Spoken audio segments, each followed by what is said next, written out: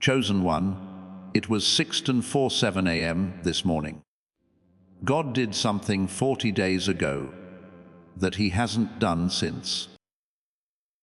As the daily news was being shared in heaven, he got off his throne, put both hands on his heart, and said, "Your name," in a way that stopped every angel in the room from breathing.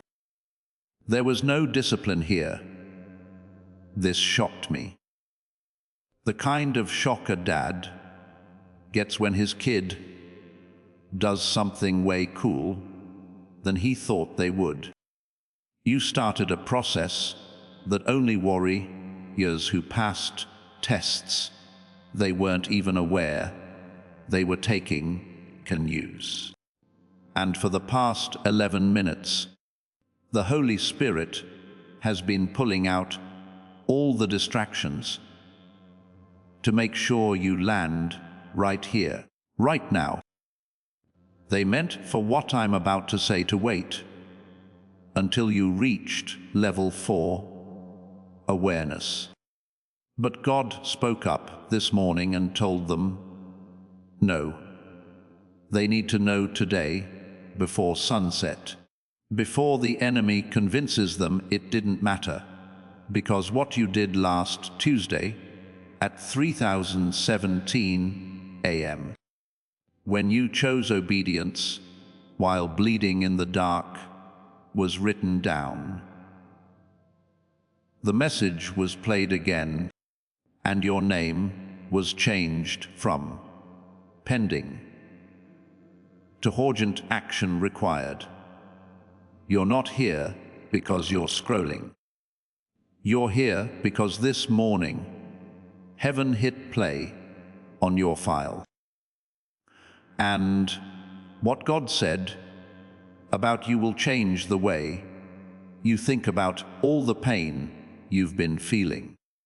This doesn't give you hope, chosen one.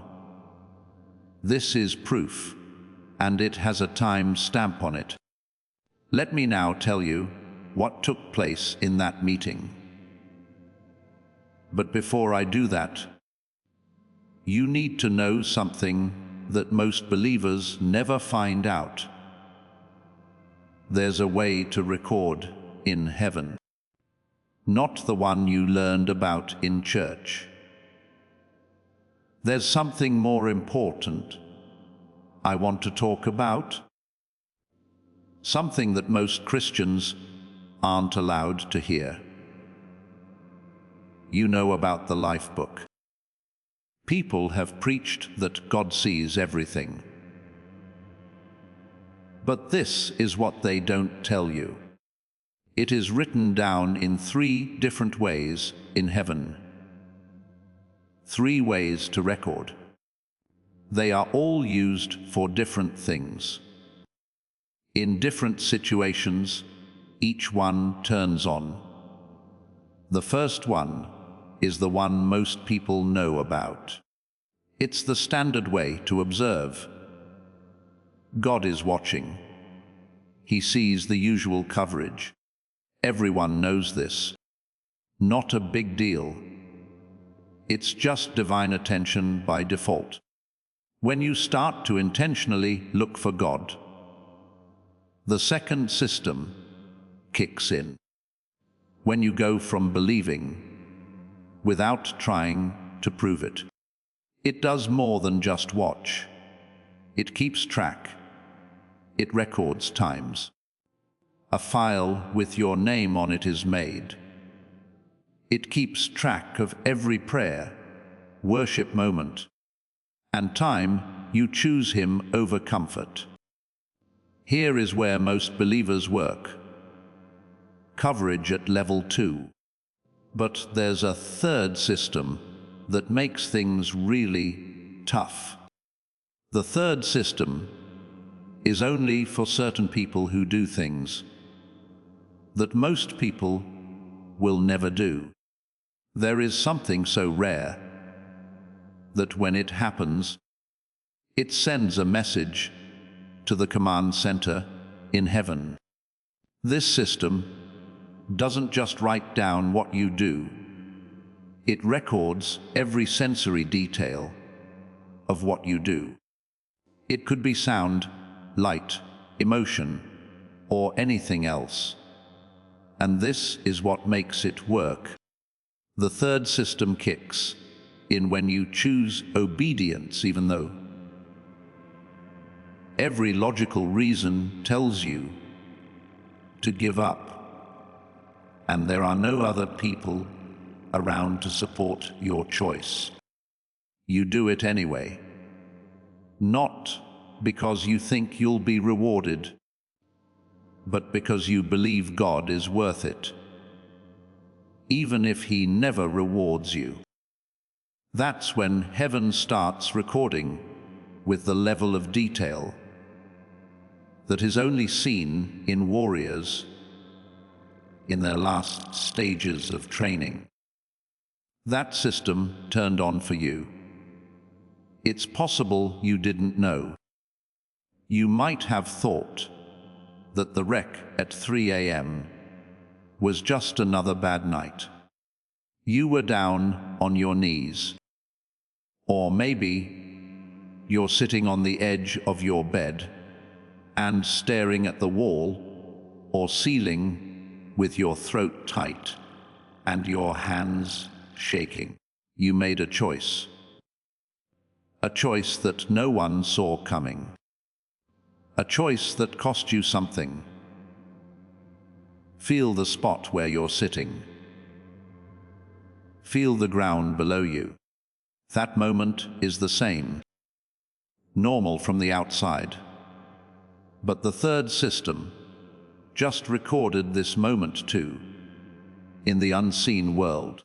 Since you're here, along with this message, something inside you understood it before your head did. Hebrews says, without faith, it is impossible to please God, because anyone who comes to Him must believe that He exists and that He rewards those who earnestly seek Him. The word for seek in the original language is exeisho in Greek. It doesn't mean just looking around. It refers to the type of search a detective does to find proof. Complete, unwavering, and fixated. That's how God rewards people who seek Him. But the English version leaves out this part. This Hebrew word does more than just mean gives a prize. It means makes up for what was stolen. It means makes up for something that was done in the dark, without being seen or checked. It means that God is aware of the gap between what you did and how you were recognized. He also fills in that gap Himself. That's why there's a third system. God sees more than just your faith. He writes it down as proof, legal proof, for building a case against you. Before I go on, I want you to understand something. You will miss the 5 things I'm about to say that will completely change how you see the last 6 months if you leave this video early. I am going to show you the exact moments that heaven recorded.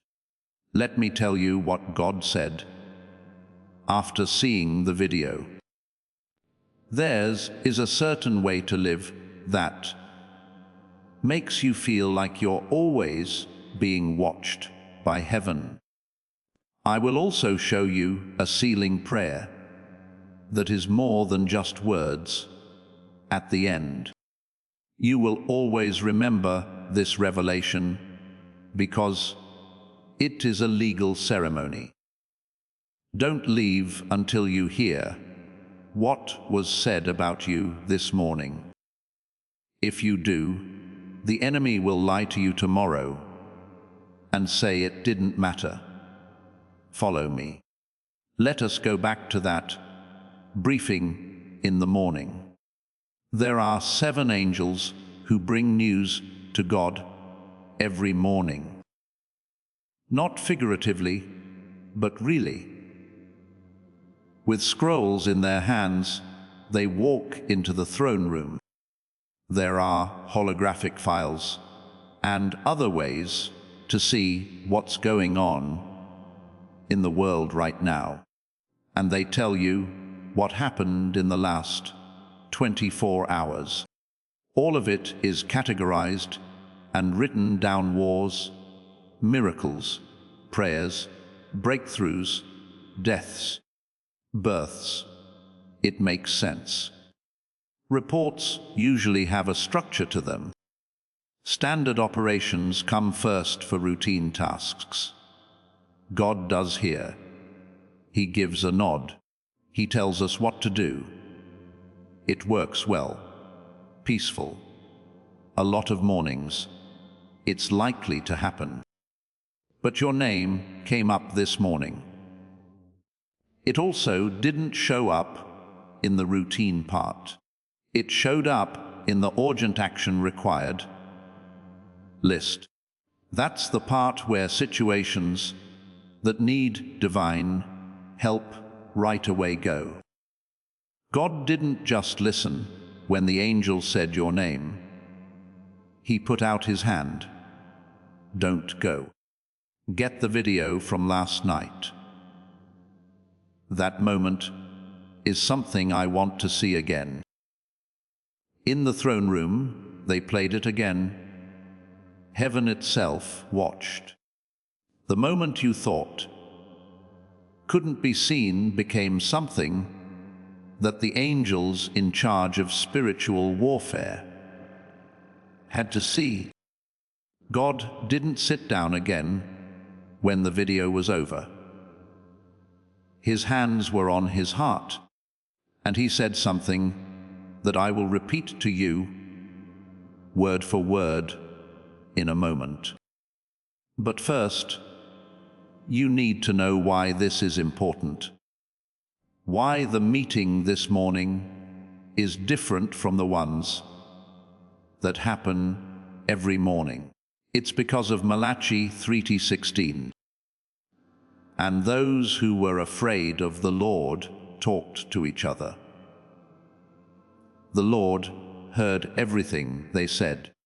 While he was there, a scroll was written to remember those who feared the Lord and respected his name. This verse was written when things were very bad for Israel. They were alone, broken, and forgotten in exile. A lot of them believed that God had moved on. He wasn't paying attention any longer. Malachi, however, says something shocking. God did more than watch.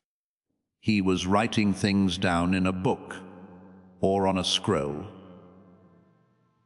And that scroll wasn't a figure of speech.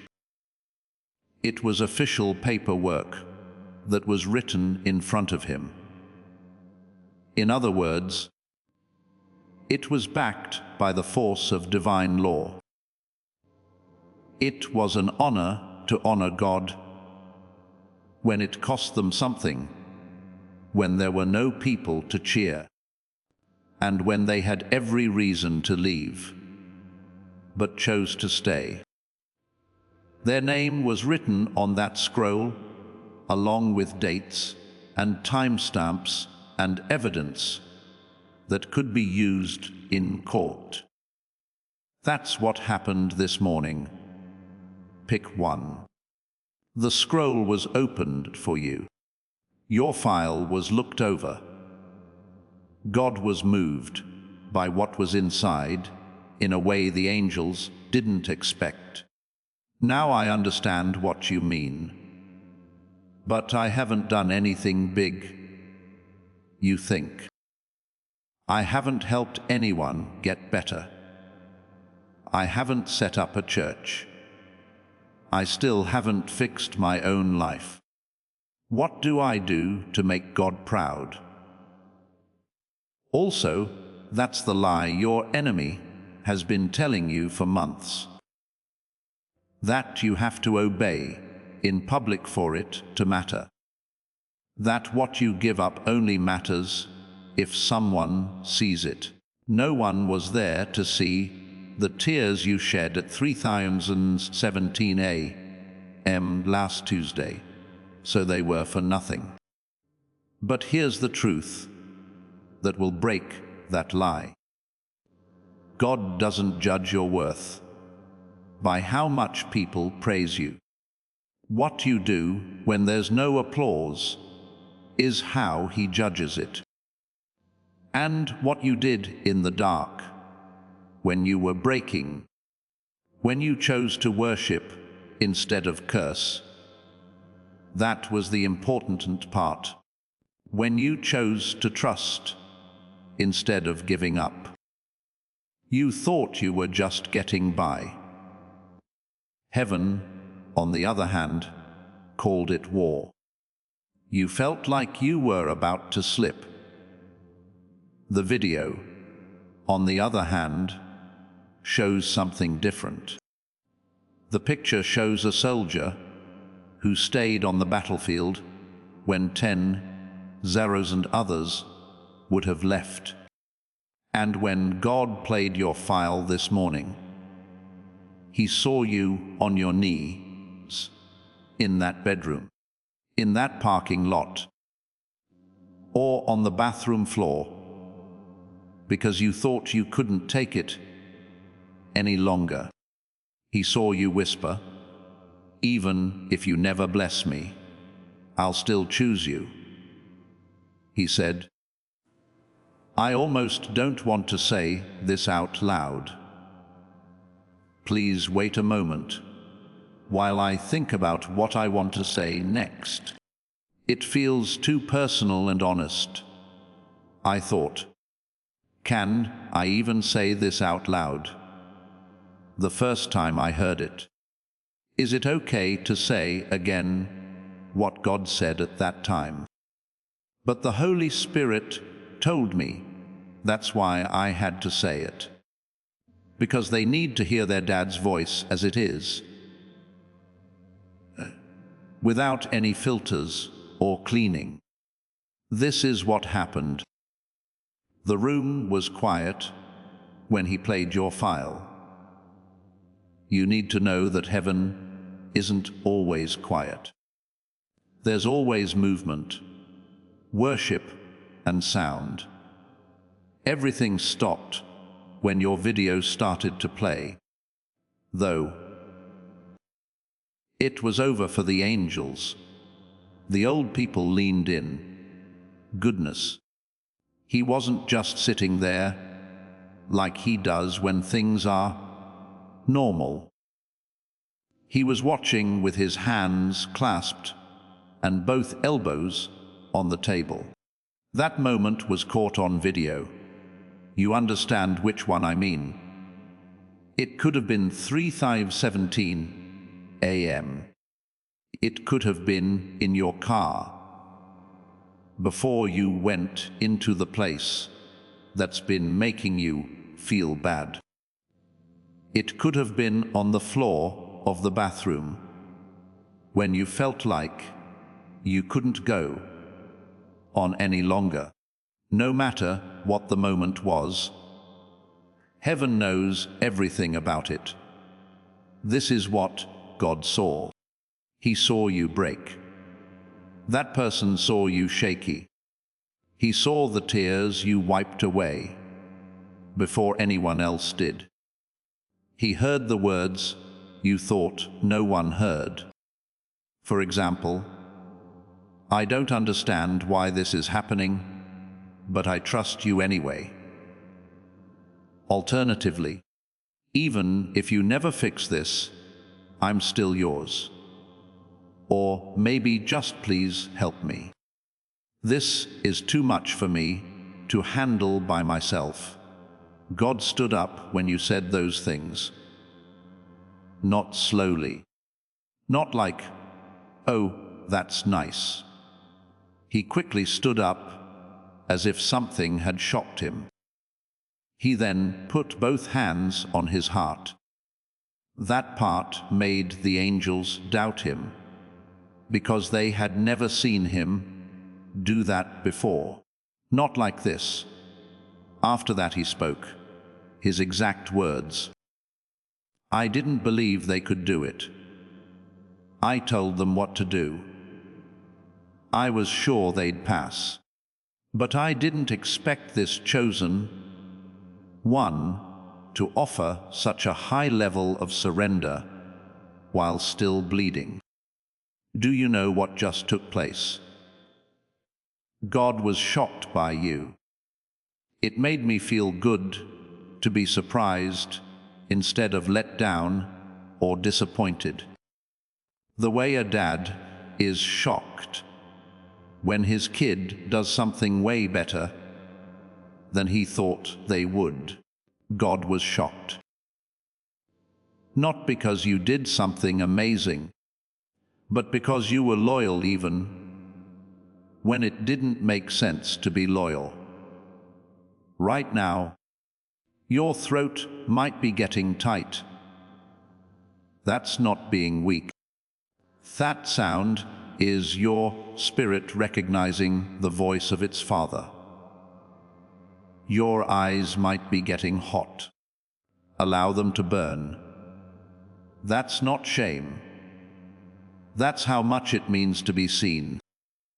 For the first time in your life, you really saw. You may not have been seen for a long time. Choose obedience on stages where no one is watching, and do the right thing in rooms where no one applauds. The curtain was pulled back today, and heaven said, "We saw everything. The Lord your God is with you, the mighty warrior who saves," says Zephaniah 3:17. He will be very happy about you. In his love, he will no longer scold you, but will sing with joy over you. That word, rejoice over you with singing, comes from the Hebrew language. This doesn't mean polite cheers. Just because it says that doesn't mean that God is happy with you. Suz means to be very happy and spin around. Imagine being a dad and seeing your kid walk for the first time. Sometimes he laughs so hard he can't hold it in and picks them up and spins them around. That's suds. That's what God did after seeing your video. This is not okay with God. This isn't God giving you a trophy for taking part. This is God jumping for joy because you just showed the kind of faith that most people talk about, but never live. Things did not end there, in that room, though. He stood there with his hands over his heart and reacted. Then he did something that no one saw coming. He told the angels, "Bring me their whole file." They believe that every charge, accusation, and mistake puts them out of the running. They said, "Bring it all." And they did. They brought a long scroll with your name on it. And here is a list of all the things you've been holding against yourself. All the times you failed, the things you wish you could change, and the reasons you don't think you deserve to be called chosen. It was all written down with timestamps and proof. The enemy thought that file was proof that you were guilty. He whispers, Look at what you did, and does it every year. Check out how many times you failed. You believe that God is pleased with you. You believe that being called chosen is a compliment. Check out the list. Maybe you did believe him. It's possible that you've been judging, convicting, and sentencing yourself in your own cold, empty, and lonely courtroom for years. Not even pity or grace, only guilt and shame. You earned this, the voice in your head said. You have every right to feel this way. Here's what came next, though. That scroll was picked up by God. He took a look. He told us what was wrong. After that, he did something that made everyone in the courtroom stop and breathe. He cut it in half. Don't be soft. Not in a symbolic way. He tore it down the middle. He then said, "These charges are dropped. All of them, not because they weren't real, but because they've been changed." What the enemy called failure, I call training under fire, he said. What my enemies called weakness, I call getting used to relying on me. This is what the enemy meant by disqualification. What I call proof that you're a person is that you kept going. It doesn't say guilty in this file. It says warrior in this file. Also, soldiers don't get in trouble for bleeding on the battlefield. They get awards. Picked. Your mistakes don't remove you from the running. Being human is not what takes you off the list of those chosen. After everything you've been through, the fact that you're still here, still fighting, and still choosing me, in that case, you are qualified. That's what was put in the urgent file. That's what made heaven jump this morning. Romans 8:1 states, "Therefore, there is now no condemnation for those who are in Christ Jesus." That word for condemnation in Greek is katakma. It is a legal word. It means a death sentence from the court. It's not just negative thoughts. You messed up isn't just something God says. It's an order to kill, a verdict that leads to death. Paul doesn't say that there is less guilt either. He doesn't say that the condemnation is manageable. He says that there is no longer any anger. None. Not at all. The order to kill has been cancelled. Because you already got what you deserve, not because you didn't do anything wrong. Now, when God looks at your case, he doesn't see a suspect. He sees a son. He sees his daughter. Isaiah 40:25 states, Even I am he who blots out your transgressions for my own sake and remembers your sins no more." God doesn't forgive and then store a copy in case he needs it again. He covers it up. Mocha in Hebrew means to get rid of something completely, to erase something so well that no trace is left behind. He does it because he wants to. He did it because that's who he is, not because you begged him hard enough or earned it. When your enemy says, Remember what you did 5 years ago. Don't listen. God responds, "What are you talking about? I have no record of that." "You think you're qualified after that mistake?" asks the enemy. "What mistake?" asks God. "I see a fighter who got back up. The file has been changed. The charges have been changed. The verdict is in.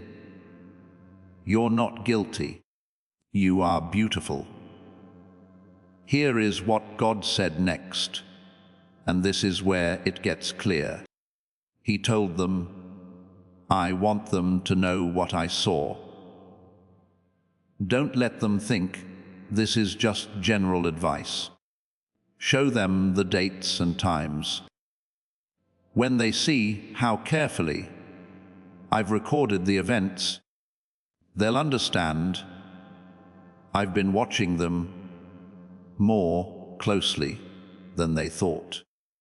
He told her to write down 7 specific events. There were 7 times in the last 72 hours when you did something that set off the third system of recordings. I'm going to show you 5 of them now. Until you reach the next level, the other 2 are locked away. But these 5, the ones that God wants you to know right now, because you'll understand something when you hear them. You weren't just getting by. You were doing well on tests. You had no idea you had. And every single one of them was written down at 2:43 a.m. last Wednesday. Heaven recorded its first moment. You were unable to sleep once more. You were lying in bed and staring at the ceiling. Anxiety felt like it was alive and moving up your chest. If your heart won't slow down, you know how it feels. When you keep thinking about the same fail, conversation, or fear over and over again.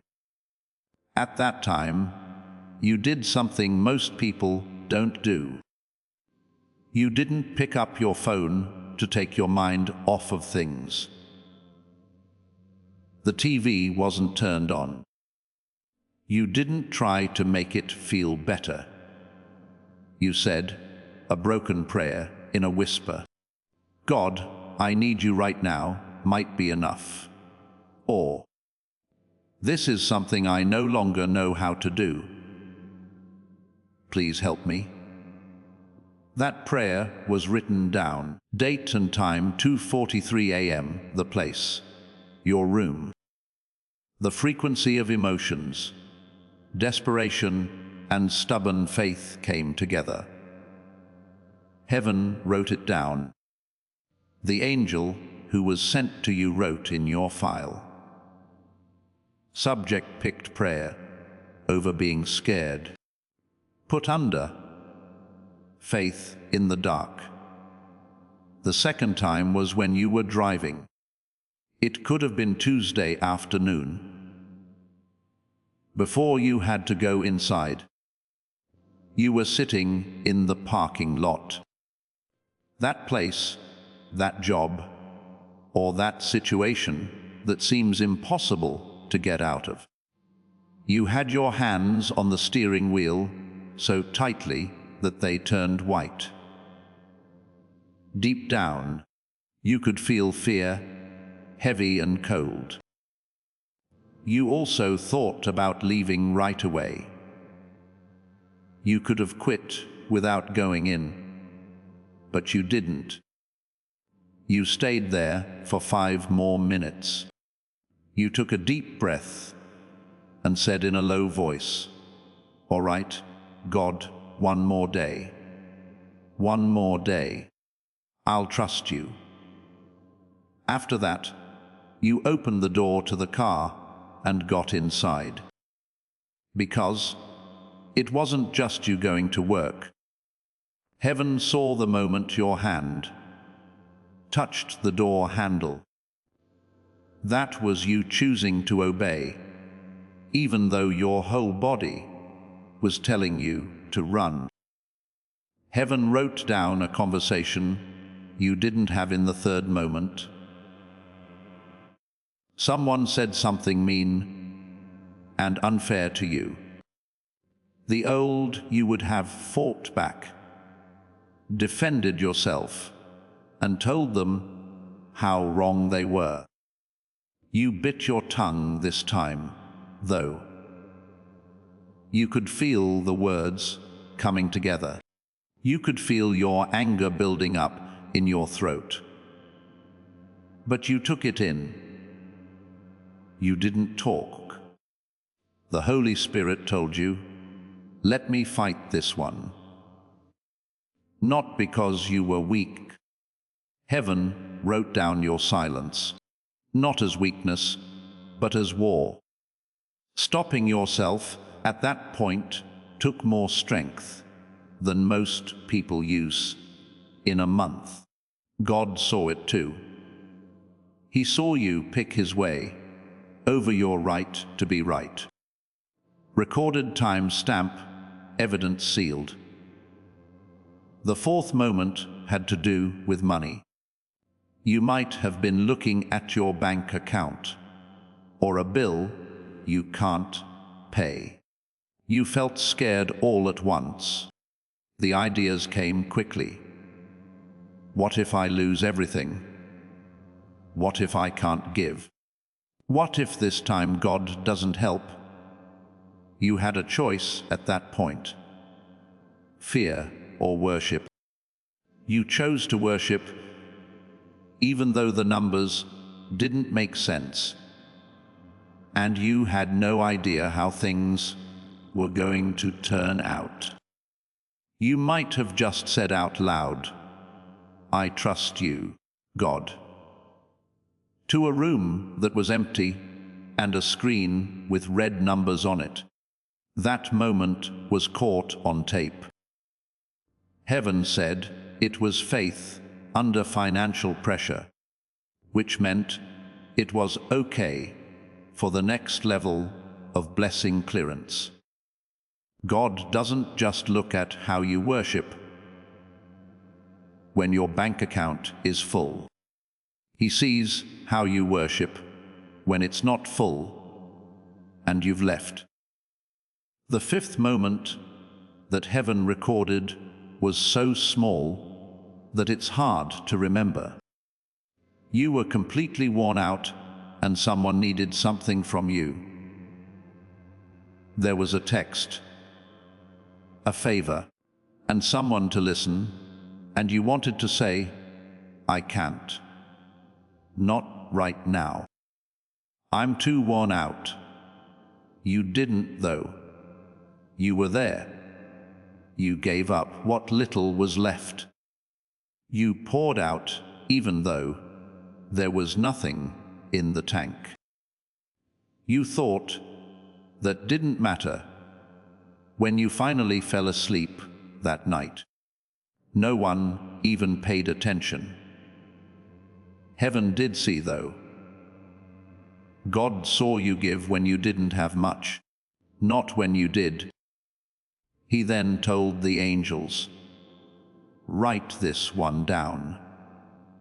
This is the kind of love that changes the mood. This is the behavior that was chosen.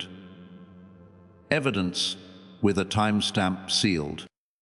Those are the first 5 of the 7 moments. The other 2 are secret. As soon as you reach level 2, you'll know who they are. But these 5 should tell you something on their own. You weren't just getting by these past 72 hours. There were tests given to you, and you passed all of them. Not because you were perfect, but because you stayed true, even when it seemed impossible. Psalm 56 and 8 says, "You have kept track of how many times I throw. Fill your bottle with my tears. Don't they appear in your book?" In the past, people who were sad or hurt would set aside a small bottle to hold their tears. Those tear bottles were used as proof in court that someone was in pain, had lost someone, or that something real had happened. It sounds strange to us now. David is telling us that God does the same thing. He holds your tears. They are in bottles. These things He shows you in heaven's courtroom are proof that you've been through something, that your faith cost you something, and that obeying God wasn't easy. Not as proof that you're weak. God pulls out the bottle and says, "Look at this." When the enemy tries to blame you, "They went through a lot and still chose me." Case thrown out. Dear chosen one, your tears are legal in heaven. Every moment you felt like you wasted, every night you cried by yourself, and every time you broke down in public but still got back up, is proof that things are going well for you. "You have searched me, Lord, and you know me," says Psalm 139. "You know when I get up and sit down. You can read my thoughts from far away. You can tell when I'm going out and when I'm lying down. You already know all of my ways." This isn't watching you to keep you in line. He's giving you attention because He loves you. He knows when you're too tired to sit down. He knows when you get ready to fight again. He knows what's on your mind before you say it. And what He sees doesn't make Him sick, thrilled. Please know that every seed you plant in this mission grows into a torch that shines in someone else's darkness.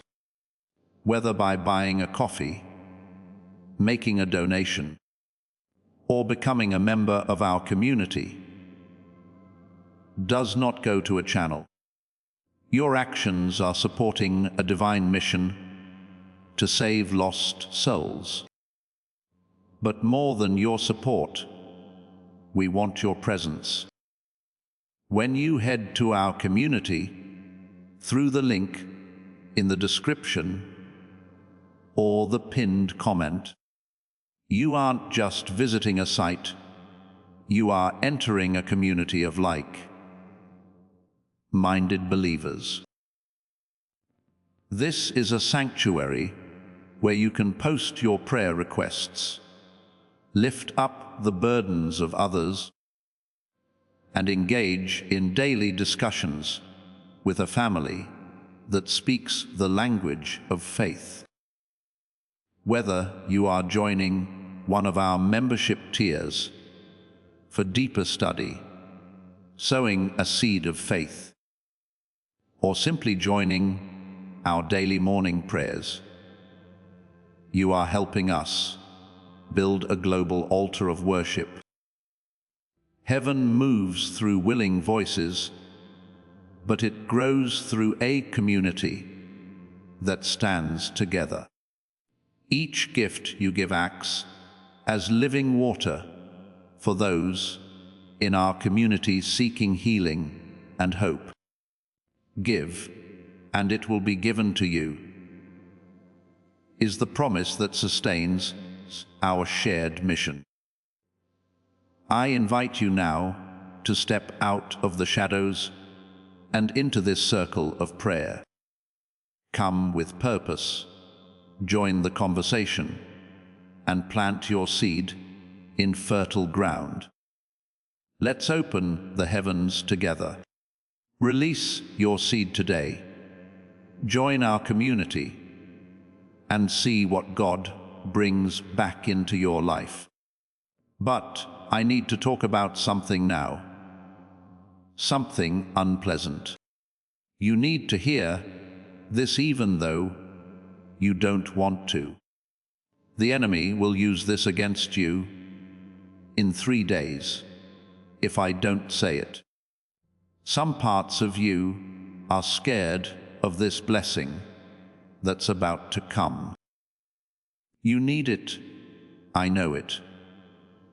You may have been praying for it, but there's also a scared part of you. Maybe a small voice in the back of your mind, worried about what will happen if you really get high, fearful of what other people may say. You're scared of the responsibility, the fact that you might not be ready, and the fact that you might mess things up when you do get it. That fear isn't bad either. People do it. The enemy knows he can't stop your blessing, so it's also a trap. The decision has already been made. It's already moving. His plan now is to get you to mess it up, to get you to turn it down before it even gets there. These people want to make you believe that you're safer being small, hidden, broke, and struggling because no one can criticize you then. Please allow me to explain what that voice means. It asks, what if I'm not really chosen? What if everything is wrong? What if I get promoted and people find out I'm not who I say I am? What if the blessing shows me off instead of hiding me? Chosen one, that's the voice of identity theft. It's telling you lies. You're not a fake. You don't lack qualifications. The fact that you feel like you're not ready shows that you are. Because people who aren't ready never think about whether they are ready or not. They're too proud to ask. But you are asking because you are humble. And in God's kingdom, humility is a must for advancement. The book of Luke 5 has a story. Peter had just seen the most amazing thing he had ever seen while fishing. He was told by Jesus to throw his nets overboard. Peter, who worked as a fisherman, did what he was told, and the nets got so full that they almost broke. This was the good thing for all of his life. Peter had been praying. He had a financial breakthrough, provision, plenty, and everything else he needed. But look at what Peter said. "Leave me, Lord," he said as he got down on his knees. "I am a sinful man." That's not being humble. That's fear. Peter was not scared of failing. Getting ahead scared him. He was scared of being near holiness when he himself was not holy. He was afraid that Jesus would show him the real Peter and make him sad if he got too close. He didn't leave, though. He replied, "Don't be afraid. From now on, you will fish for people." He didn't tell Peter, "You're right. You're too messed up for this. I understand your fear, but I'm still promoting you," he told her. Not because you're perfect, but because you answered the phone when I called. In this very moment, God is telling you that your fear of the blessing doesn't keep you from getting it. It helps you because people who are scared of success are less likely to abuse it. People who stay thankful are the ones who don't think they deserve anything good. Of course, God can trust you with power because you won't act like you deserve it. You'll know it was grace. Now, do what I tell you to do. Imagine the blessing you've been praying for right now. Make it clear. No matter what it is, the promotion, the relationship, the big break, the money change, see it. I want you to now picture yourself getting it, being open to receiving it with both hands, not rejecting it or pulling away. Say these words in your spirit: I am ready. It's not because I'm perfect, but because God picked me. I will not call something dirty that He says it is. Type the word ready in the comments right now if that speaks to you. For you, to show that you're no longer afraid of your own blessing. Not for me, because I'm about to tell you something. What you thought this trip was all about. You're not right. There were other tests besides the ones you passed. You failed one. You got past 7. You had no idea you were being graded. I'm going to show you what God saw that you didn't see. And it will change everything about the last 6 months of your life. Before I talk about that, though, I need to tell you something that will change the way you see everything. Because the event that took place at 6:47 a.m. wasn't unique. You didn't get an extra pass from God. The thing God does every morning was there. And you're now in the group of people He talks about first. Heaven has a meeting every morning before the sun rises on earth. It's not by chance. It is organized. Reports come from 7 angels. The first thing God always does before reading a report is ask the same question. What's going on with my chosen ones? Not the well-known ones or the ones with platforms.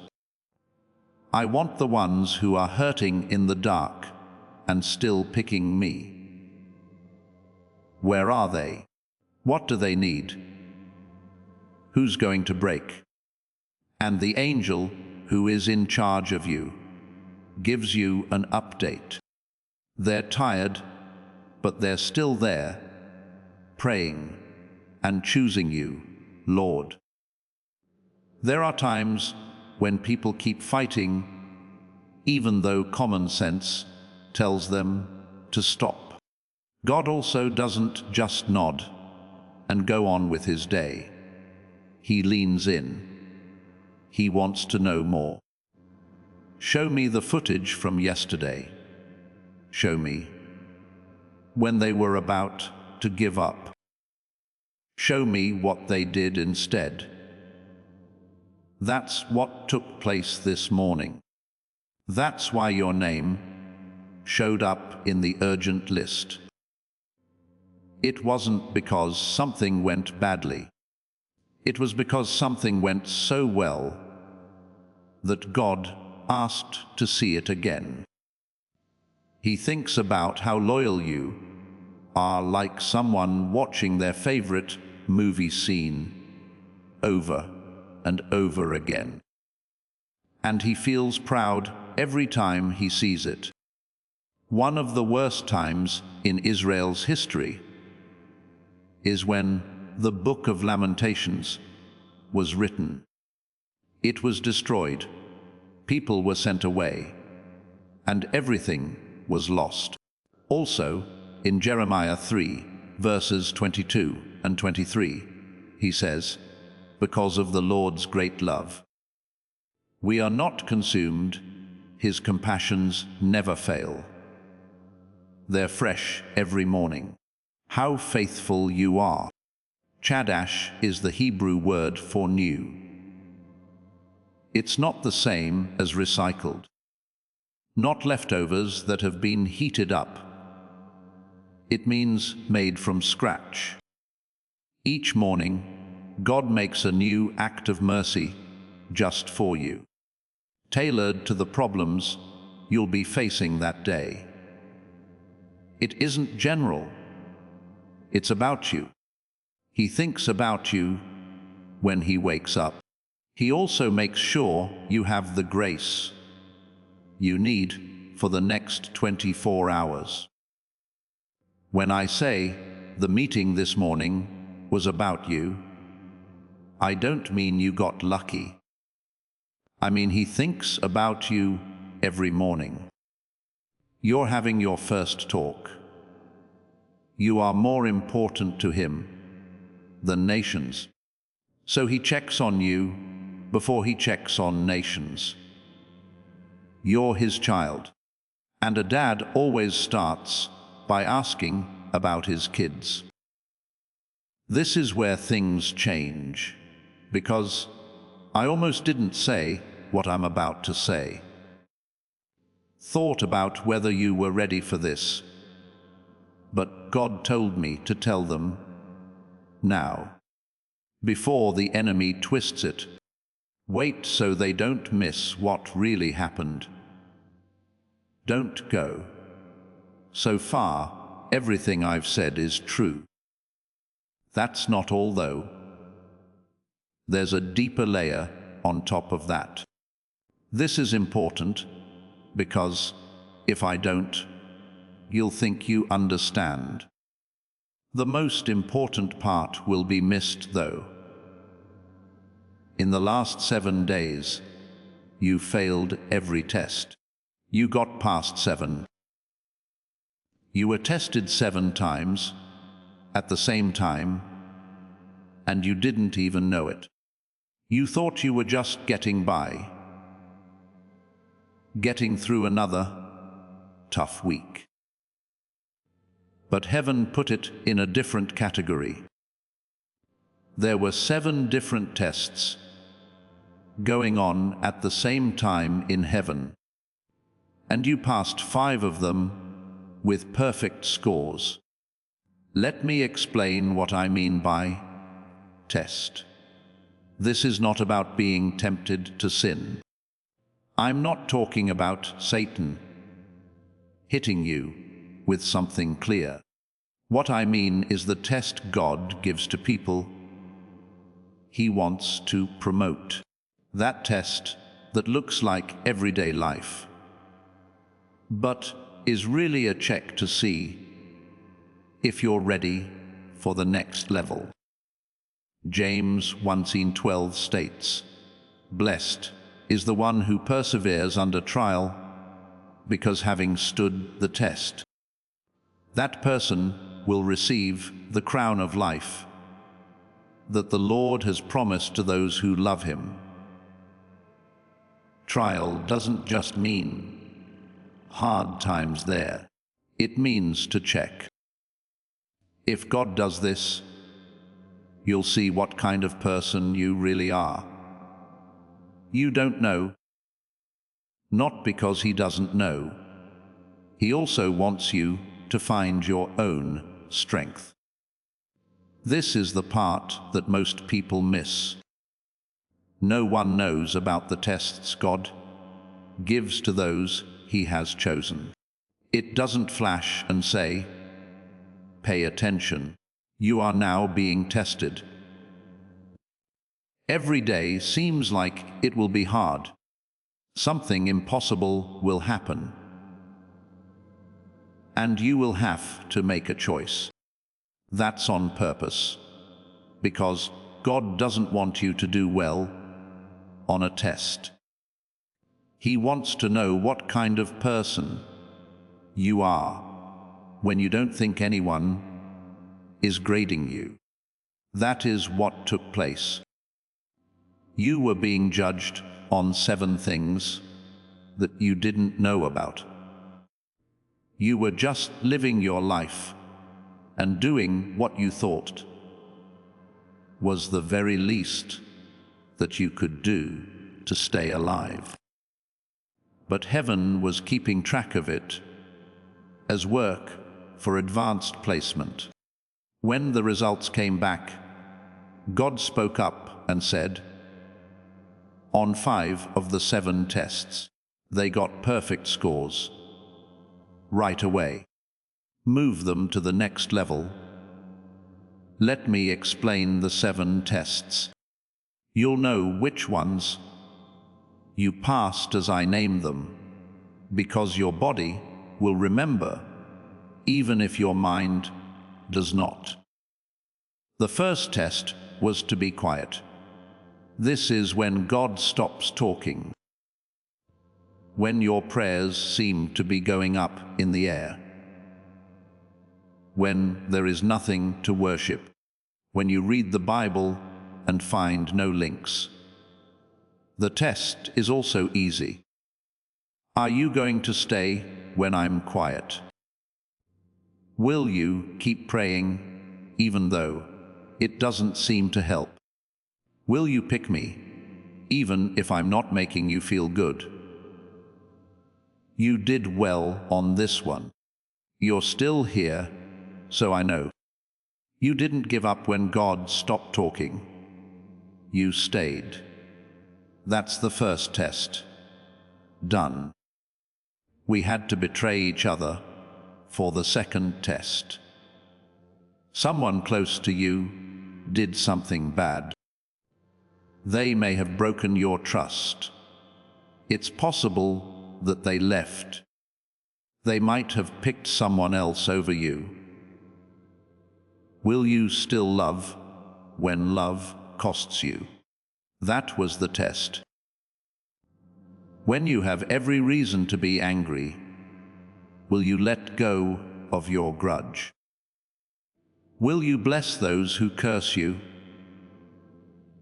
You also passed this one because you didn't fight back. That's not true. You didn't make things worse. You let God fight for you. The second test went well.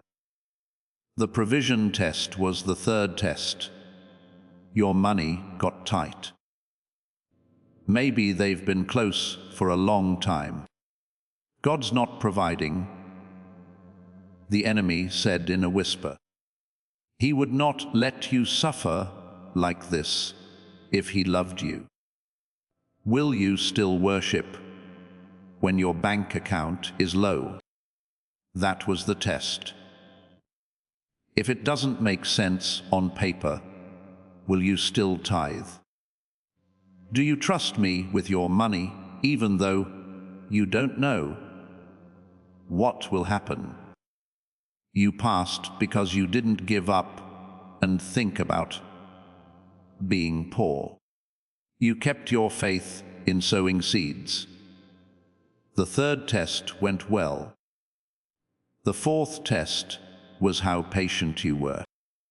Something big, a promise, or a door to open has been on your mind, but it hasn't happened yet. It will never happen. The enemy said, you were forgotten by God. You missed your chance.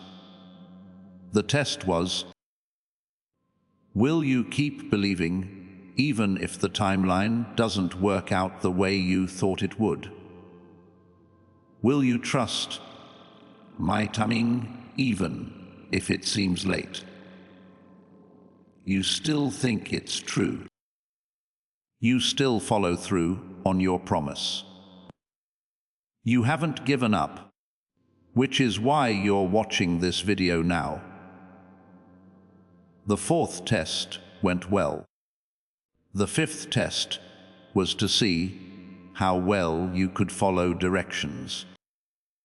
It didn't make sense for God to tell you to do something. Stop doing something you liked, or let go of something, but you did it anyway. And every good sense thing told you, don't do it. Hold on, keep yourself safe, but you did it anyway, even though it was painful and cost you a lot. You chose God's way over your comfort, even though no one else did.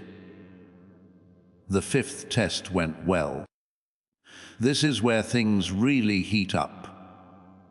The sixth and seventh tests were the last ones. These are the ones you still need to pass. Not because you failed, but because they are still being worked on. These are long-term tests that may take years or months to finish. You're further along than you think, because you're in the middle of them right now. The sixth test is the one where you are alone. At this time of year, God takes away some people from your life, not as a punishment, but to get you ready. Because not everyone can go where you're going. And the test is, can I be alone with you? When the crowd thins out, will you let me be enough? You are passing this test right now, though it hurts and is very slow. The seventh test is where you stand as a person. This is when God takes away everything that makes you who you are. What you do, what you're known for, what you've accomplished. Who are you when all of that is gone? He asks.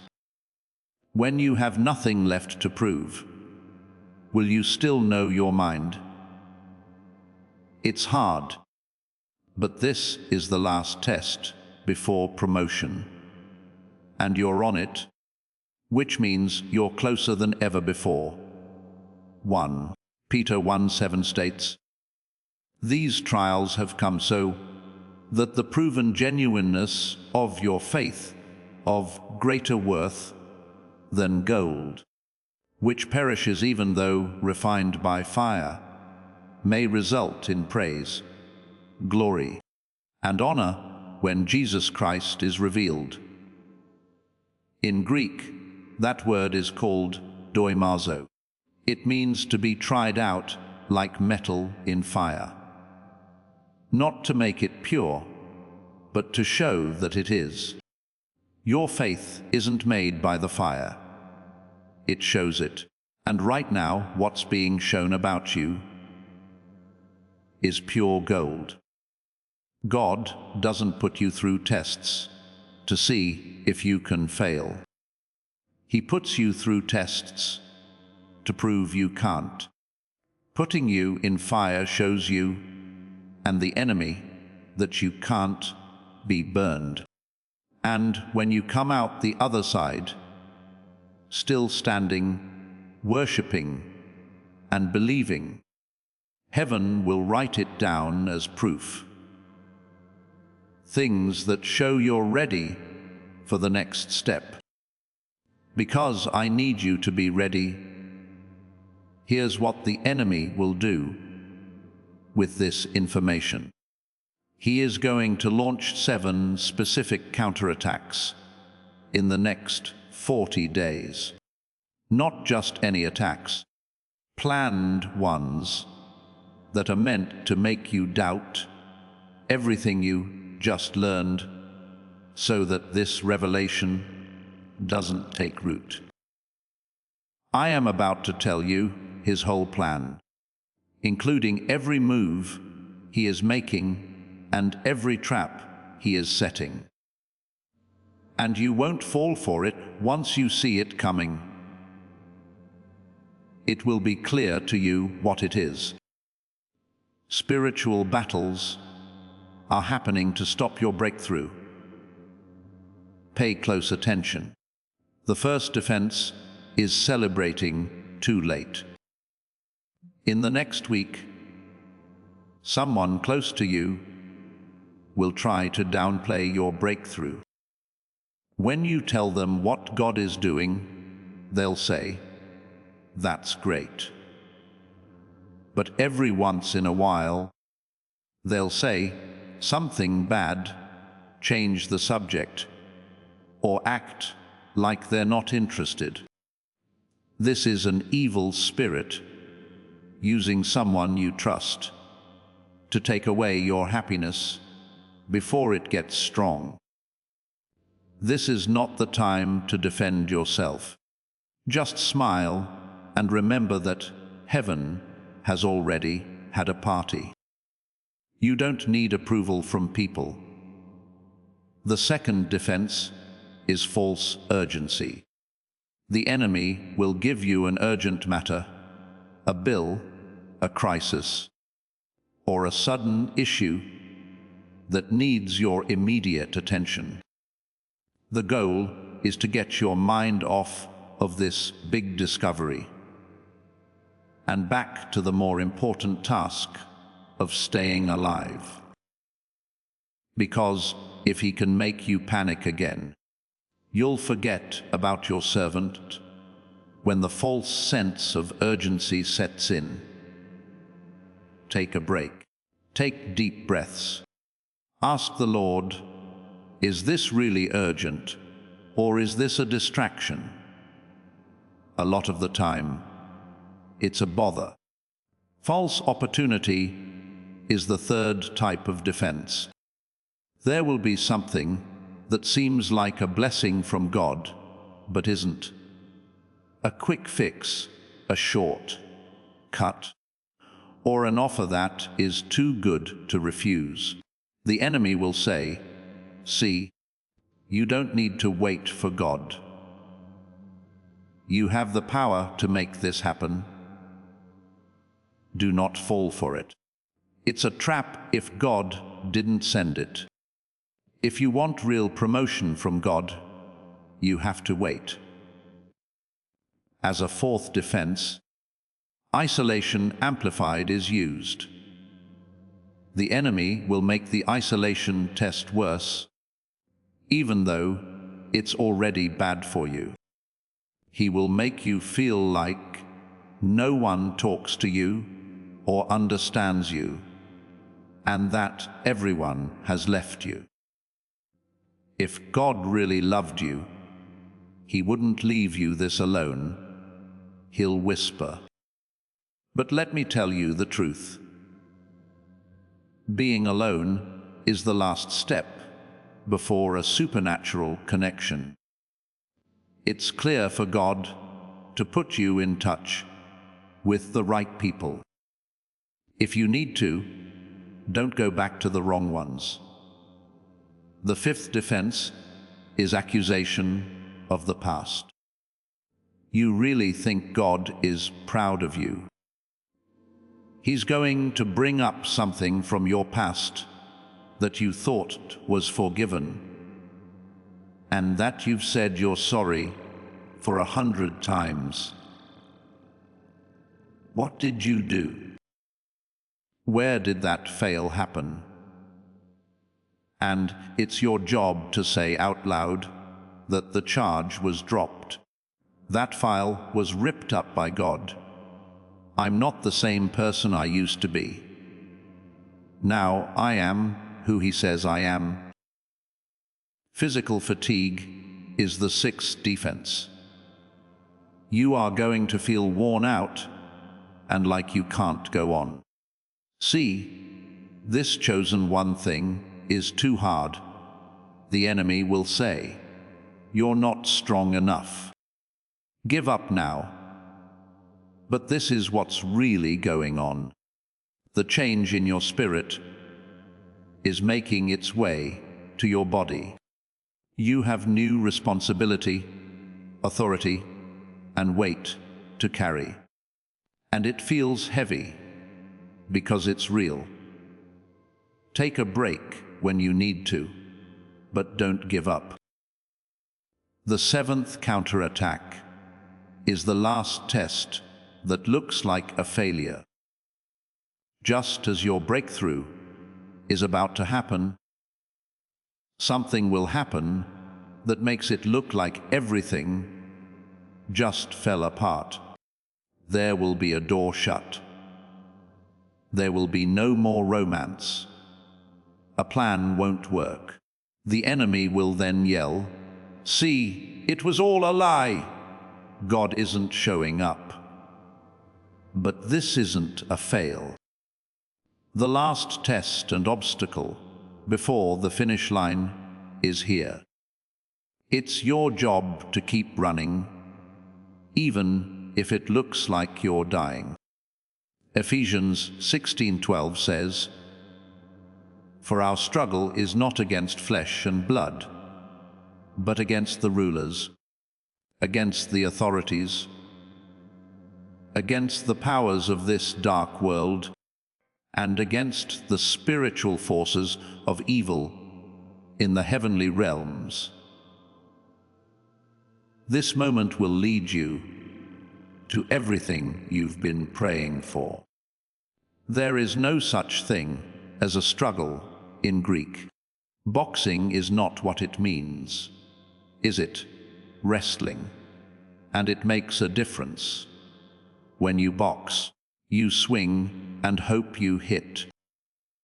When you wrestle, your opponent watches you, learns your moves, and knows what weaknesses you have. They then use those weaknesses against you. The enemy isn't just attacking you for no reason. He has been looking at you. He knows what has worked in the past. He knows what sets you off. He knows where you're weak. In addition, he is working on a strategy just for you. But he doesn't know this. The game plan is now in your hands. You know his 7 moves. You won't do anything when you see them coming. You'll know it. And being known is half the battle. I need to tell you about someone who went through the same thing you are. Someone who did well on all 7 tests. Someone who went through the same 7 counterattacks and came out on top with such a powerful testimony that heaven uses it as a guide for its own people. I won't use her real name, but I will call her M. This woman's story will show you what's possible if you don't give up. M hit rock bottom when she was 34 years old. She works 2 jobs just to keep the lights on as a single mom with 2 kids. And one night, she wasn't a visitor. She was just sitting in her car outside the hospital. She was there because her youngest child had just been taken to the emergency room. M had a bad asthma attack and didn't have insurance. She had such a tight grip on the steering wheel that her hands were shaking. Through her windshield, she could see the front door of the hospital. There were lots of lights, automatic doors, and people coming and going as if nothing was wrong. Walking through those doors meant she had to sign papers She couldn't afford and pay bills. She would never be able to. It meant she had to choose between her child's life and their ability to stay in their own home. As she sat in the car that day, she heard a voice that was loud enough to be heard, but clear enough that she thought it was someone else. "I've been watching you every 3 a.m. shift you worked, even though your body begged you to quit," the voice said. "I wrote down every time you chose worship over worry, and every time you stayed faithful when I was quiet. I will show you tonight why." After getting out of the car, M walked into the hospital. She filled out the paperwork while trying not to cry in front of the receptionist. As she did so, a stranger woman walked up to her. "Excuse me, I don't usually do this, but I was praying in the chapel upstairs, and God told me to come down here and find someone named M." The woman said. "Is that you?" M asked, not even able to talk. "God told me to tell you that the bill has already been paid. Not by me, by him. For 6 months, he's been setting this up, and he wants you to know that every secret tear you shed was put into an account. You're taking money out today." Picked one. That woman gave M a check. Not for the hospital bill, but 10 times the hospital bill. Enough to pay the rent for 6 months. Enough for her to quit a job. Enough to breathe for the first time in 3 years. When M asked, "Why me? Why now?" the woman replied, "Because you passed. You passed tests you didn't even know you were taking. Also, God doesn't use people who are ready. People who stayed faithful when it seemed impossible are praised by him." M's son fully got better. In exactly 40 days from that night in the hospital parking lot, M got a job offer that made her twice as much money.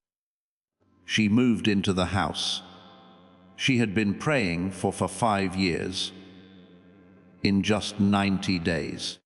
Not long after that, M started a ministry that has helped more than 200 single moms get out of poverty. When I asked M what was the key, what made the difference, she told me this: "It wasn't that I was strong that made the difference," she said. "It was important that I stayed. I stayed when God stopped talking. When my prayers didn't seem to help, I stayed. I didn't leave even though the enemy told me to." You're wasting your time. It looks like heaven was recording the whole thing. Psalm 30:5 states, "Weeping may stay for the night, but rejoicing comes in the morning." David wrote this right before he died. He was sick, broke, and alone, and he thought the night would never end. But in Hebrew, night doesn't just mean 12 hours. It refers to a time of year, a long, dark, and painful season. David's night went on for 6 months, but his morning came quickly, out of the blue, and in a big way, just like M's and yours is about to. You can't just take M's story at face value. You don't need to follow the exact steps. But what worked for her will work for you. You won't get a check from someone you don't know. God makes things. He doesn't use the same methods over and over, but the idea is the same. If you stay true in the dark, heaven will record it as proof. And it won't just be a blessing when morning comes. It will make up for everything that was stolen while you were out at night. Now you know what you need to. Here's how to live like you know God is watching. I'm going to give you 5 protocols, or things you can do every day that will make you aware that you're being watched. Being aware of this changes everything about your life. When you stop performing for other people, you change the choices you make, the way you look at things, and your confidence. It looks like you're performing for the cameras up there, and only those people matter as an audience. The morning acknowledgement is the first rule. Say this quietly before you step on the floor, check your phone, or do anything else.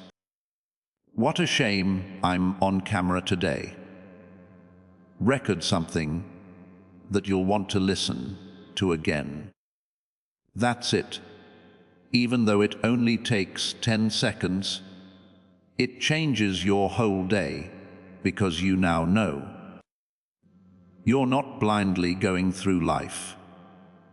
Every choice you make, every word you say, and every thought you have is being copied down. And being aware of that will keep you sharp. In this case, the redirect moment is the second protocol. This is for when you feel like you're going downhill, during times of stress, fear, or when the enemy starts telling you lies. Picture a heaven-facing camera in your mind at that very moment and tell yourself, that thought just got recorded. Should I keep that in my file? Then pick a different thought. Pick the truth. Pick faith. Pick to worship. This isn't about keeping your feelings in check.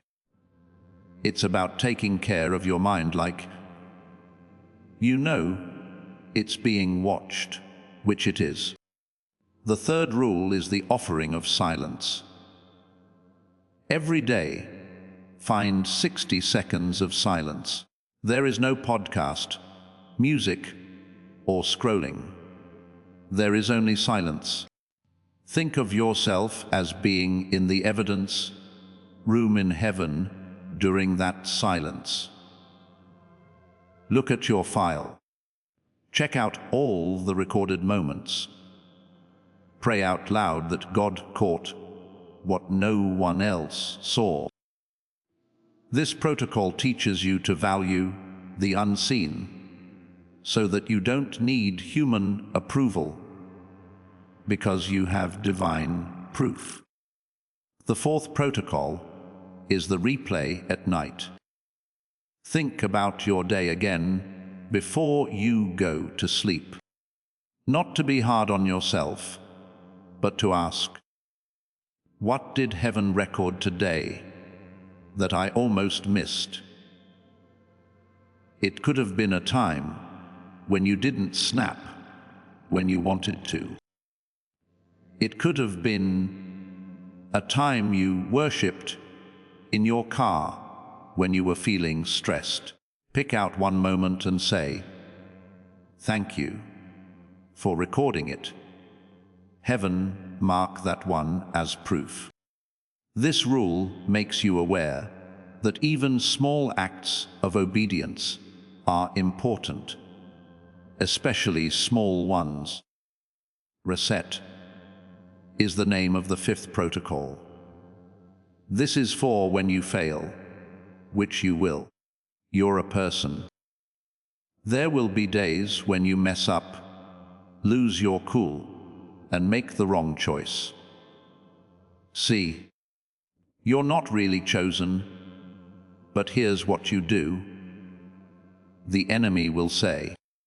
Out loud you say, that moment was recorded, but so is this one.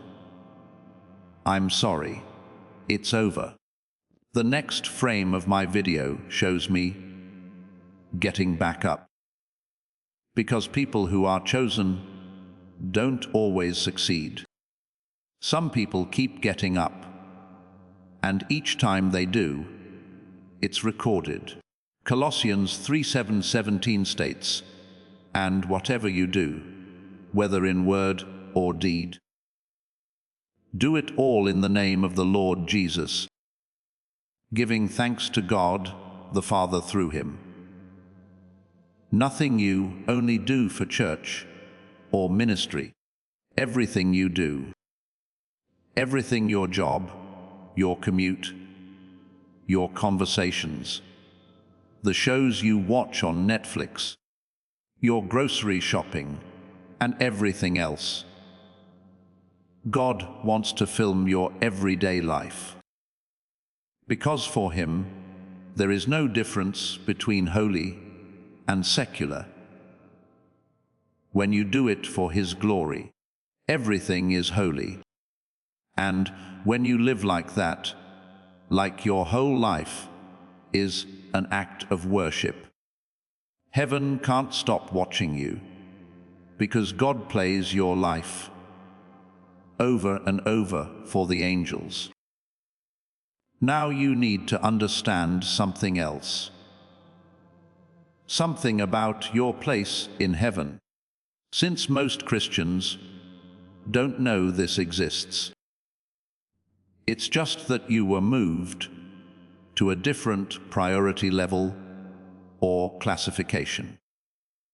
Heaven has a system for ranking things, neither because of how well known you are nor how much you've done, based on one thing, the ability to last.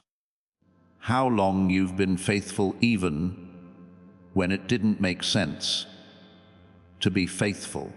There are 4 levels too: red, gold, silver, and bronze. There are a lot of believers in the bronze level. They believe in God. They visit church. They pray sometimes. But when things get tough, they talk to God instead of following his rules. They're not in the war, but they are in the kingdom. Bronze level members get basic protection, regular prayers, and regular blessings. It's fine. That's not where warriors work, though. This is where people move when they start to really enjoy their walk. They give, serve, and fast, and they show up even if it costs them. The silver level gets more attention, more activity from angels, and more specific provision. God starts giving them tougher tasks because he knows they won't give up at the first problem. Gold level is not common. The gold level is for people who have been through the fire and believe in God even afterward. Christians at the gold level have testimonies that make other Christians feel bad because they are too real, too raw, and too expensive. People at the gold level get special treatment in heaven, like direct access faster answers, and first choice routing. Red level is not the same thing. At red level, it's not just about staying alive. It has to do with what you did. Getting through tests you didn't know existed. When no one would have blamed you for picking yourself, you chose God. The red level is only for people who God calls beloved. Not my servant, my dear. The ones he thinks about first thing in the morning. Your name was also changed to red this morning. Not because you worked hard for it, but because you did something that most people never do. You proved that you love God more than the blessing. And that's what it takes to get the red level. Affection, not performance. Jude 11 is known as the Hall of Faith. It's a list of Bible heroes who did amazing things. In verse 13 it says, all of these people were still living by faith when they died. They did not get what was promised. It was clear that they were foreigners and strangers on earth, because they only saw and welcomed them from afar. Every single person in that chapter died before they could make progress. Before the promise came true, Abraham, Moses, Sarah, and Joseph were all dead. Still, God sees them as heroes. Why? They stayed because they did. They didn't give up just because the deadline wasn't what they thought it would be. They didn't leave because the math didn't make sense. They died as believers. That's faith at the red level. Faith that says, I trust you even if I never see it in my life. I will believe this promise comes true until the day I die, even if it takes 100 years. That's faith that makes heaven move. That's the faith you've been showing, chosen one. You are now at red level, which means that things will soon change for you. Things that seemed dead in relationships are about to come back to life. Doors that have been closed for years are about to open in days. The money that didn't make sense is about to grow. It's not because you worked harder, but because your classification changed, and red level has its own schedule. As this awakening grows inside you, know that helping with this mission is not a joke. It is a sign from God. You can support this work through the link in the description or the pinned comment, whether by buying a coffee, making a donation, or becoming a member of our Ko-Fi community. By doing so, you become part of Jesus' plan to save souls who are still stuck in fog. Every seed turns into light that fights against darkness. If you water others, you will be watered yourself, Jesus says. This is not history. It is a living promise about your future. Come into this moment with faith and a plan. What God has already planned for your life can be unlocked through your giving. Before I get to the last part of this message, I need to get you ready for what's coming up. The next thing that happens isn't just a prayer. It's a ceremony to seal things and turn them on. It's a time when heaven and earth come together, and what you hear here sets in stone. It doesn't matter where you are for this to work. You don't need to be on your knees or in a church. It's okay to drive. You might be in bed. You are free to be anywhere right now. It's because God doesn't need a building to run the law. He only needs a willing heart. I'm going to walk you through 7 parts right now. Each part serves a purpose. You won't be the same person you were at the beginning of the video. When it's over, there will be a change in the not seen world. The enemy will know it, and you will feel it. That's why you're still here. You made it this far on purpose. Your spirit told you that this was what you needed, and heaven made it happen.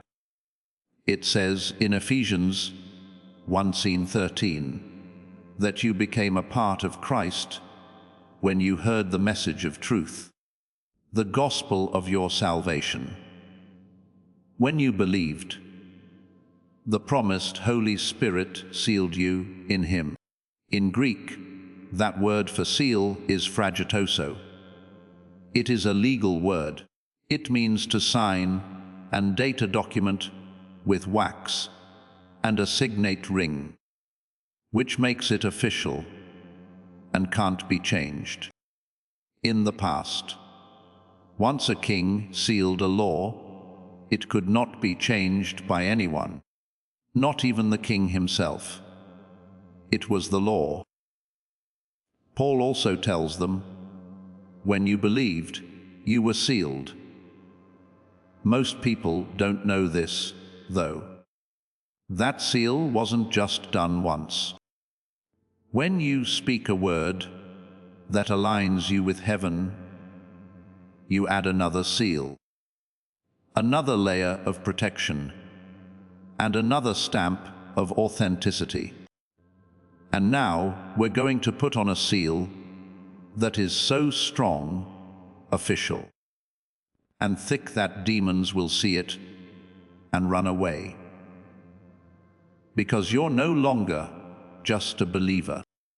You have proof that you are a red warrior, certified by heaven. And that means you have power. Here's what I need from you. When I tell you to, you'll speak the words out loud, instead of in your head. Out loud. Even if there are other people around, and it feels weird. Because heaven doesn't keep track of thoughts. Heaven keeps track of declarations. There is law behind your voice in the spirit world. There will never be another time like the present when you speak. Are you all set? We can't go back from here once we start. What you're about to hear can't be taken back. What's about to be sealed can't be opened.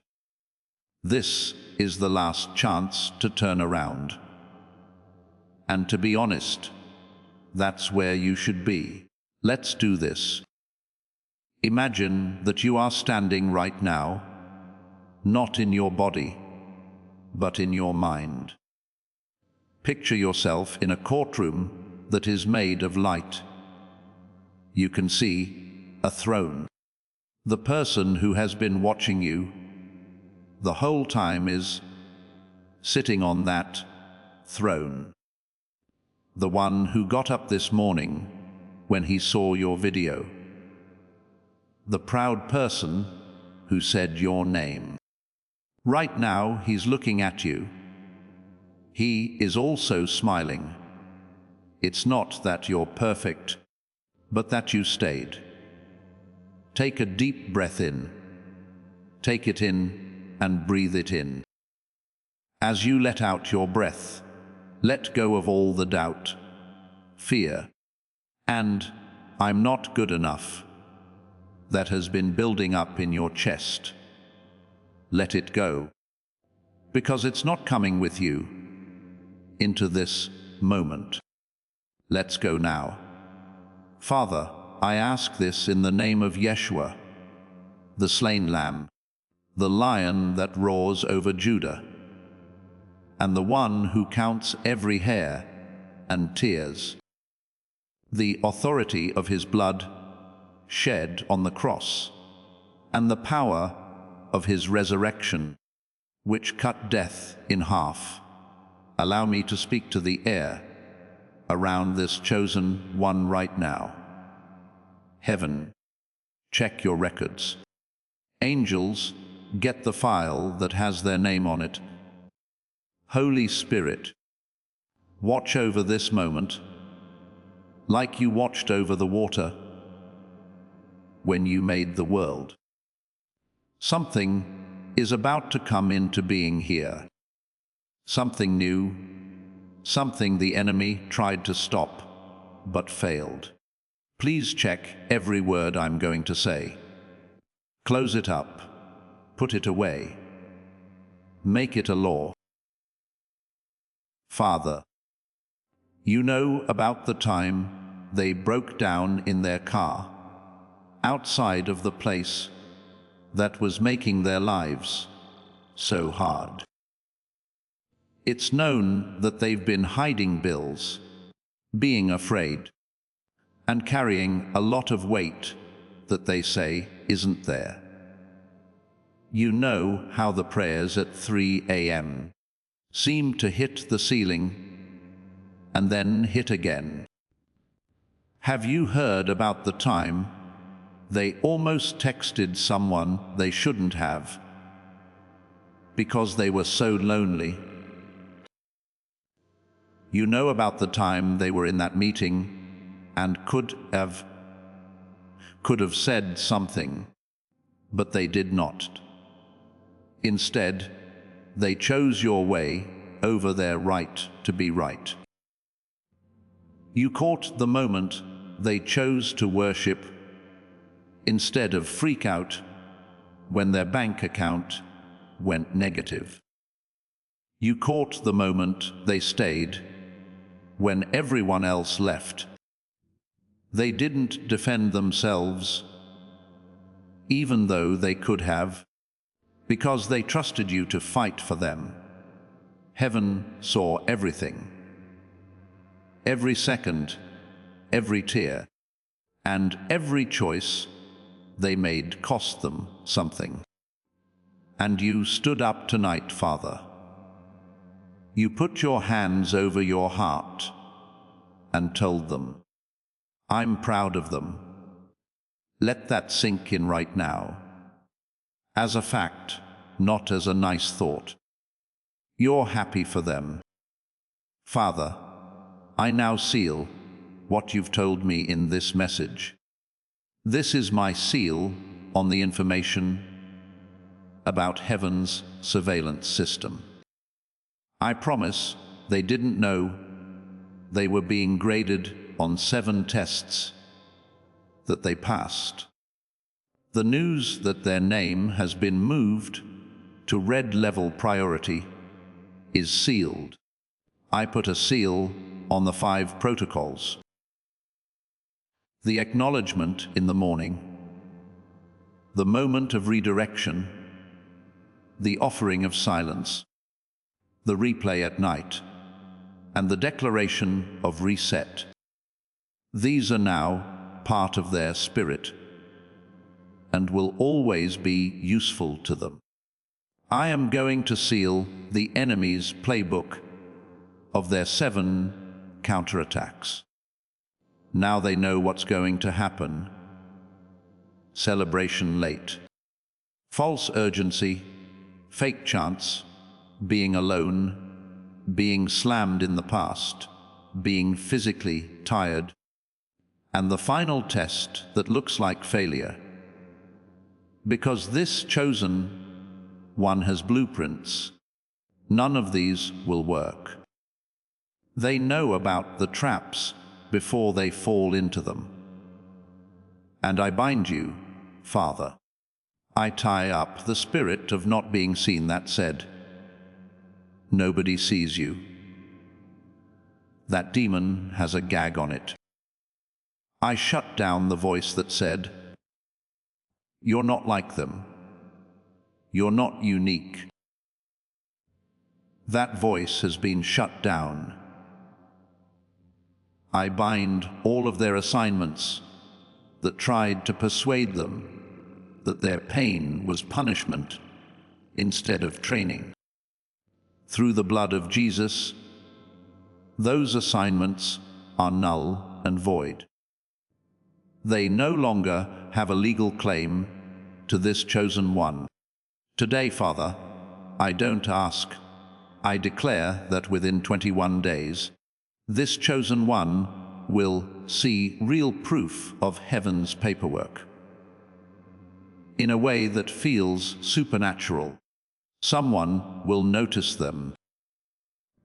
There will be a chance that fits perfectly with what they have been planning behind closed doors. They'll knock on a door for years, and it will open itself without them having to do anything. This isn't hope. It is a prophecy. I promise that in 40 days, all 7 of the enemy's attacks will happen, and all of them will fail, because this chosen one has the playbook with them. They'll be able to tell. It will be called out. They will see it fall apart. I promise that they will make more progress in the next 90 days than they did in the last 9 years. Not because they're working harder, but because they got a new job. Red level doesn't stand in line.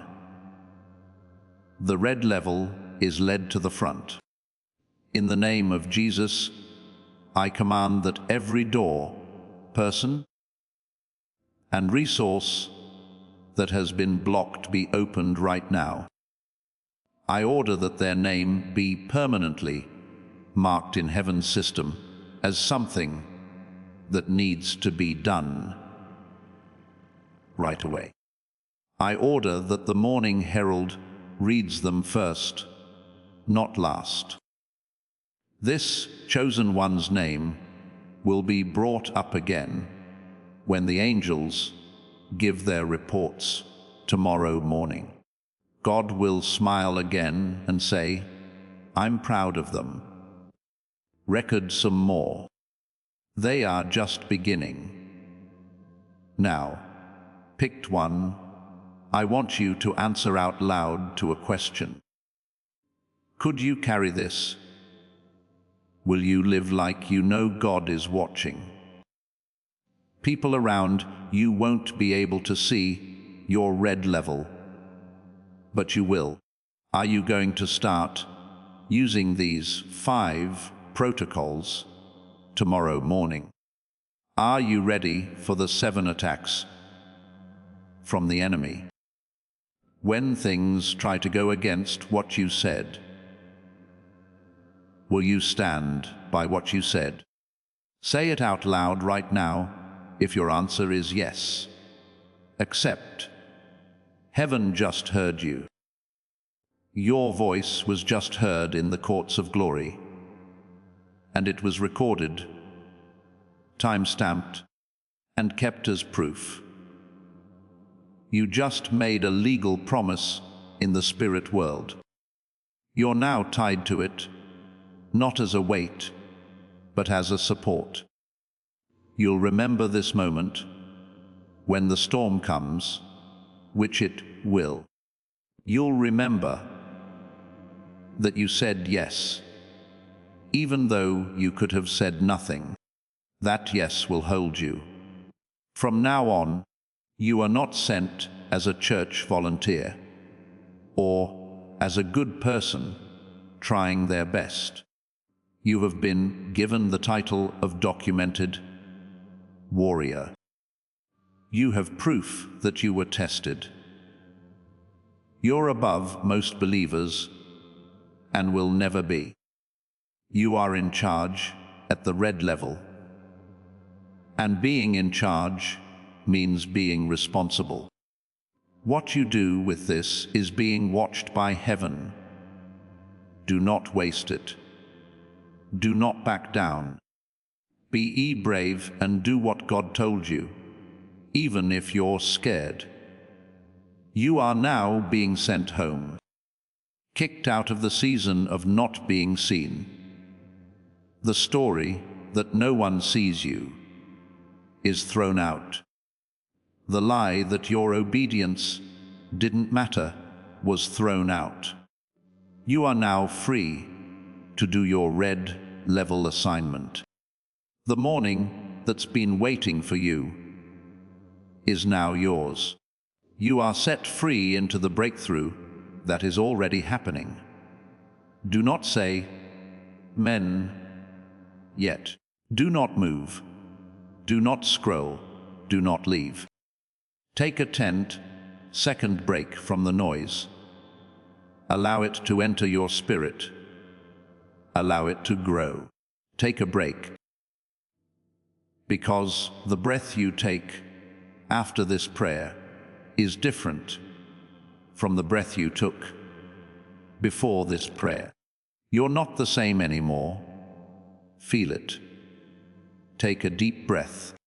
Yes, you can say, "Amen." Things will never be the same for you again. You are about to enter your divine future. But remember, this breakthrough is not for you alone. Your testimony is the bridge someone else will use to reach their own miracle. Archangel Michael is inviting you to visit community through the link in the description or the pinned comment. Whether by buying a coffee, making a donation, or becoming a member of our community, does not go to a channel. Your actions are supporting a divine mission to save lost souls. By joining our like-minded community, you are no longer praying in isolation.